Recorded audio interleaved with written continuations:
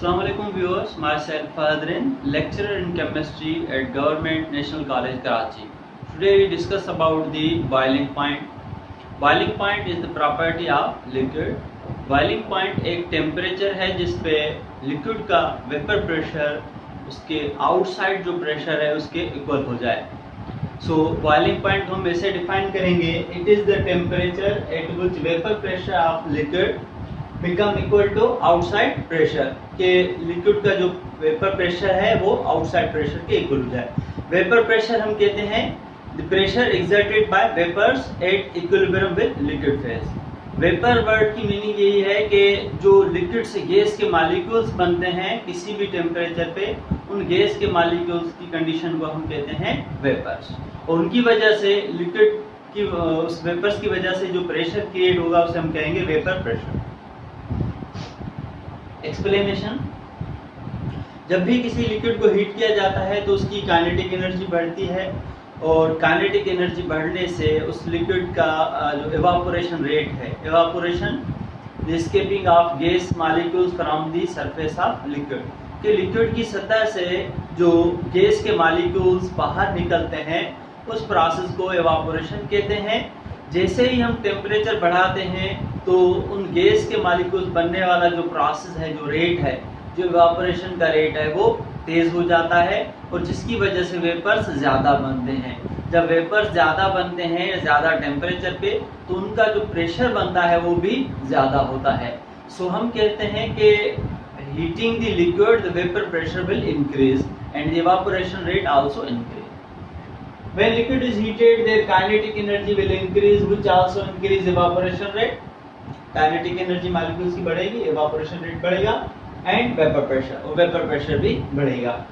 When vapor pressure become equal to outside pressure, जब vapor pressure liquid का outside pressure के equal हो जाएगा, bubbles of vapors are formed, उस liquid के अंदर bubbles बनना शुरू हो जाएंगे, और हम कहेंगे कि अब ये liquid जो है वो boil हो रहा है.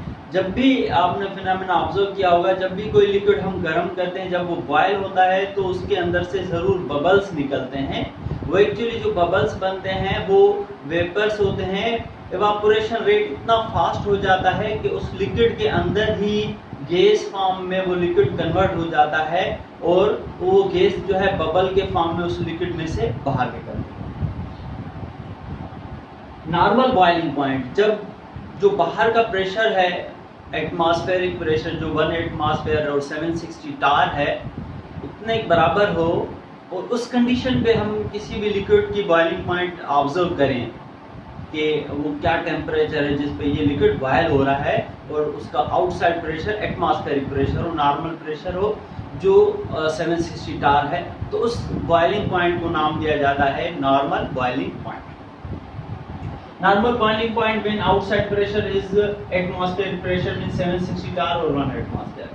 अब जो atmospheric pressure है वो मैक्सिमम जो होता है on earth surface. जैसे ही अर्थ सरफेस से हम अबोव जाएंगे या बिलो जाएंगे तो एटमॉस्फेरिक प्रेशर जो है वो डिक्रीज होगा. जैसे ही हम माउंटेन पे जाएंगे या और ज़्यादा हाइट पे जाएंगे तो एटमॉस्फेरिक प्रेशर कम होगा. ग्राफ के फॉर्म में हम वाटर की बॉइलिंग पॉइंट के हवाले से ग्राफ है कि वेपर प्रेशर ऑफ वाटर और टेम्परेचर का क्या आपस में रिलेशन है, कितने टेम्परेचर पे लिक्विड का वेपर प्रेशर जो है वो आउटसाइड प्रेशर के बराबर होता है. अब आउटसाइड प्रेशर है 760 टार, वाटर को हीट करेंगे, उसका वेपर प्रेशर ऑब्जर्व करते जाएंगे, और वो टेम्परेचर नोट करेंगे जहाँ पे वाटर का vapour pressure outside pressure means atmospheric pressure के बराबर हो जाए, और वो 760 टार है. तो graph diagram the vapour pressure and temperature graph हमने बनाया.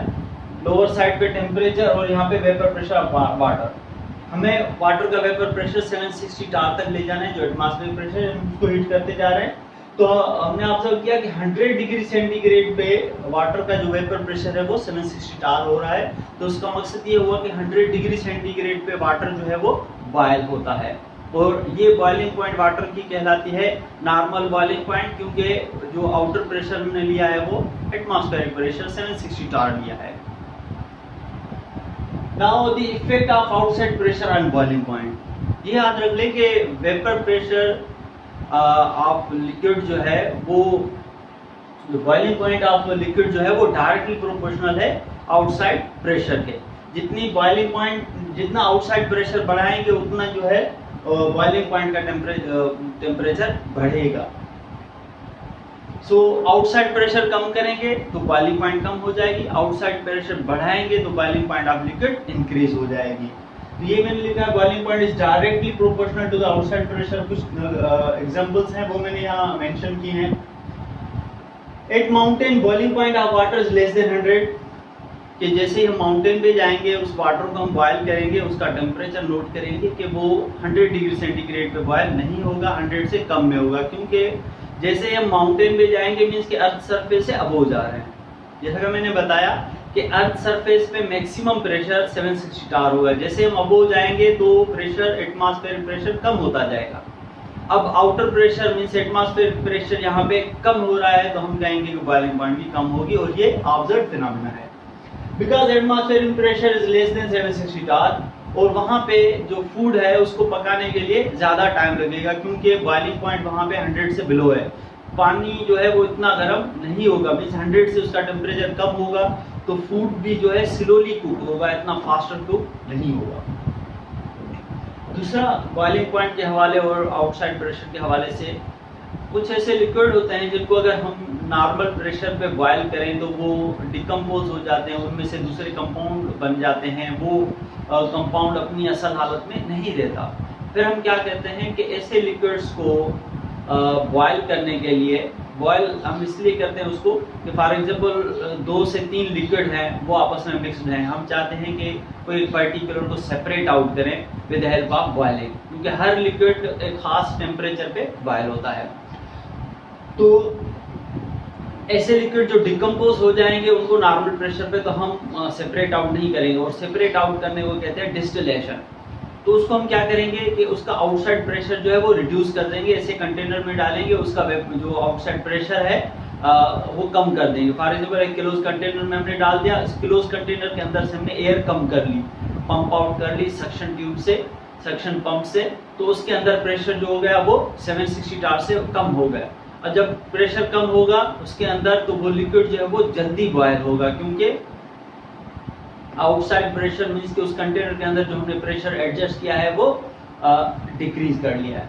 Certain liquid decompose below its boiling point and are distilled. Distilled means separated out at a reduced pressure. For example, glycerin जो है वो 290 डिग्री सेंटीग्रेड पे decompose हो जाता है, तो हम क्या करते हैं, ग्लिसरीन डिस्टिल्ड एट 50 टार, बहुत कम प्रेशर 50 टार पे जो है इसको डिस्टिल किया जाता है, और उसकी बॉइलिंग पॉइंट 210 डिग्री सेंटीग्रेड आती है, जबकि नॉर्मल बॉइलिंग पॉइंट मीन 760 टार पे ग्लिसरीन की बॉइलिंग पॉइंट जो है वो 290 डिग्री सेंटीग्रेड है, जिस पे वो ग्लिसरीन डिकम्पोज भी हो जाता है। तो इसी वजह से हम उसको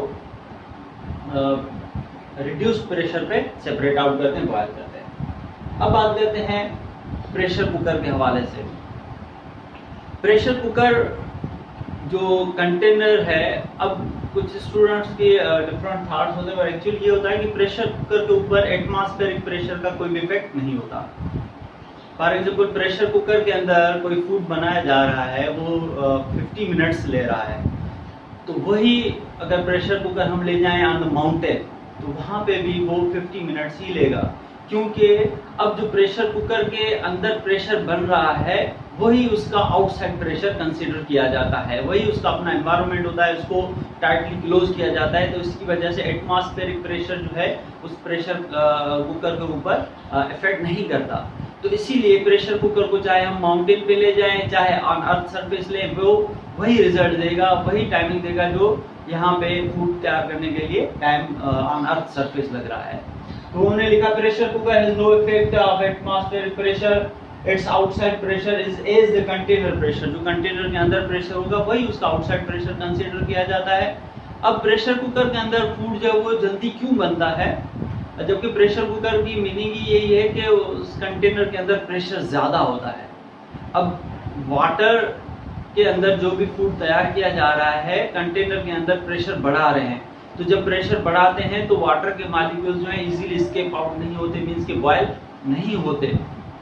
तो इसकी वजह से क्या होता है कि वाटर की बॉइलिंग पॉइंट जो है with in the pressure cooker वो 100 डिग्री सेंटीग्रेड से ज़्यादा होती है, तो वो पानी ज़्यादा गर्म होता है। जब पानी ज़्यादा गर्म होता है तो जो उसके अंदर फूड प्रिपेयर किया जा रहा है वो भी जल्दी कुक हो जाता है, क्योंकि उसको ज़्यादा हीट मिल रही होती है। बेनिस्बत बाहर जो है वो 100 डिग्री सेंटीग्रेड पे वाटर बॉयल होता है। तो ये कुछ बेसिक पॉइंट्स थी, इफेक्ट्स थे इसके, कि effect of outside pressure on the boiling point. और ये आपने आज डेफिनेशन, एक्सप्लेनेशन, डायग्राम और इफेक्ट्स ऑफ आउटसाइड प्रेशर के हवाले से सीखा। कुछ जो है डायग्राम के हवाले से एक और कॉन्सेप्ट है मैं क्लियर कराना चाहूँ।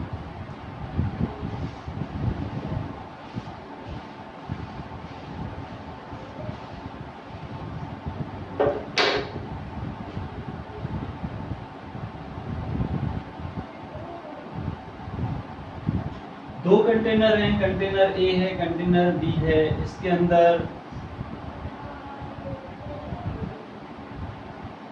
100 ml H2O है, इसके अंदर भी 100 ml H2O है।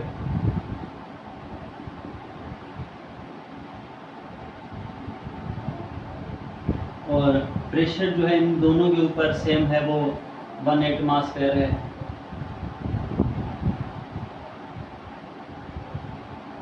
अब वाटर जो है 1 एटमॉस्फेयर प्रेशर है, तो वाटर 100 डिग्री सेंटीग्रेड पे बॉयल होगा।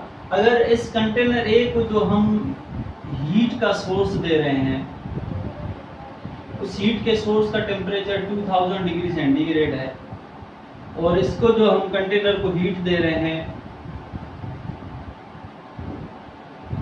वो 1000 डिग्री सेंटीग्रेड है।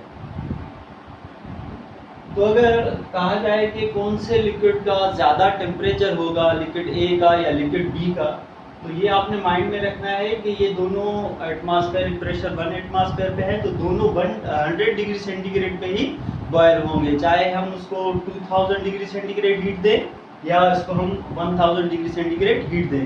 क्योंकि जो हम एक्स्ट्रा हीट इसको दे रहे हैं 2000, 3000, तो एक्चुअली 100 डिग्री सेंटीग्रेड तक तो ये लिक्विड रहेगा। जैसे ही 100 से टेम्परेचर अबव जाएगा तो ये लिक्विड फॉर्म नहीं रहेगा। तो इसका मकसद ये हुआ कि लिक्विड फॉर्म में इसका मैक्सिमम टेम्परेचर जो आ सकता है एट नॉर्मल प्रेशर, तो वो इसका भी 100 डिग्री सेंटीग्रेड ही रहेगा टेम्परेचर एट बॉइलिंग, और इसका भी 100 डिग्री सेंटीग्रेड ही रहेगा एट बॉइलिंग।